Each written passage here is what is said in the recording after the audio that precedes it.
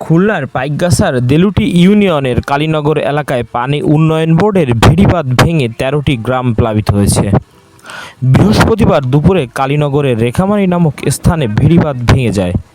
এলাকার মানুষ সারা রাত ধরে স্বেচ্ছাশ্রমে ভাঙন রোধের চেষ্টা করে। শুক্রবার সকালে জোয়ারের পানিতে আবারও ভেঙে যায়।